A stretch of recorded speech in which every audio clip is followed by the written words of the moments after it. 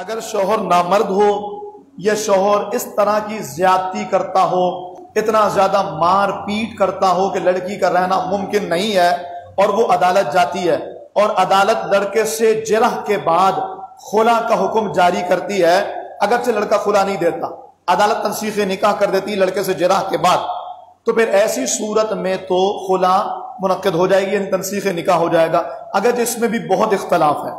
لیکن جو قبلہ مفتی اعظم پاکستان کا فتویٰ ہے وہ یہ ہے کہ اگر لڑکا نامرد ہے، اسی طریقے سے اگر لڑکا جو ہے وہ زیادتی کرتا ہے، کھانا پینا نہیں دیتا، مارتا پیٹتا ہے، اس کی زیادتی عروج پر ہے، اور عدالت میں جا کر کے جنا بھی ہو گئی ہے لیکن لڑکا خلا دینے کو تیار نہیں ہوتا، اور عورت تنسیخ نکاح عدالت سے لے لیتی ہے، تو اس کی یہ تنسیخ ہو جائے گی، خلا منعقد ہو جائے گی۔ لیکن اگر بلا وجہ یہ چھوٹی چھوٹی لڑائیوں کو بنیاد بنا کر عورت عدالت جاتی ہے، لڑکا خلا کا تقاضا، لڑکے سے خلے کا تقاضا کرتی ہے، لیکن اور لڑکا خلا نہیں دیتا، عدالت جو ہے وہ تنسیخ کر دیتی ہے، اس صورت میں خلا منعقد نہیں ہوگی۔ تو وہ جو جھوٹی باتیں کر کے لڑکا مارتا ہے، لڑکا فلاں ہے، ایسا ہے ویسا ہے، اگر کوئی خلا لے گا تو یہ خلا نہیں ہوگی، وہ عورت اب بھی اسی کے نکاح میں ہے۔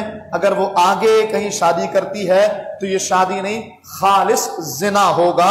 اس حوالے سے چاہیے یہ کہ کسی مفتی صاحب سے اپنے معاملے کو سچ بول کر کے بیان کیا جائے کہ یہ صورتحال ہے۔ ظاہر ہے اگر آپ جھوٹ بولیں گے مفتی صاحب تو فتویٰ دے دیں گے۔ جیسے میں آپ سے عرض کروں، ایک بات چل پڑی ہے، ایک صاحب نے جا کر کے ایک صاحب نے کہا ہے کہ بھائی میں نے فتویٰ لیا ہے گلشن عطار کے امام صاحب کے پیچھے نماز نہیں ہوتی۔ تو جب ان سے پوچھا گیا آپ نے کیا فتویٰ لیا ہے، تو کہتے ہیں کہ جی میں نے پوچھا کہ اگر کوئی امام جھوٹ بولتا ہو تو اس کے پیچھے نماز ہو جائے گی؟ انہوں نے کہا نہیں ہوگی۔ بالکل فتویٰ یہی ہے، مجھ سے بھی پوچھیے کوئی امام جھوٹا اس کے پیچھے نماز ہوگی؟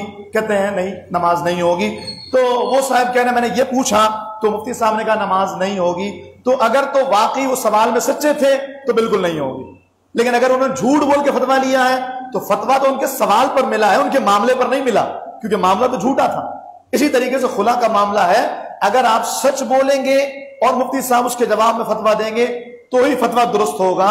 اگر آپ جھوٹ بول کے فتویٰ لیں گے، مفتی صاحب نے فتویٰ آپ کے حق میں دے بھی دیا تو بھی اللہ کی بارگاہ میں خلا نہیں ہوگی، اور اگر عورت نکاح کرتی ہے تو پھر آگے یہ سراسر زنا ہوگا۔ تو اس حوالے سے اپنے علماء سے ضرور رہنمائی لینی چاہیے۔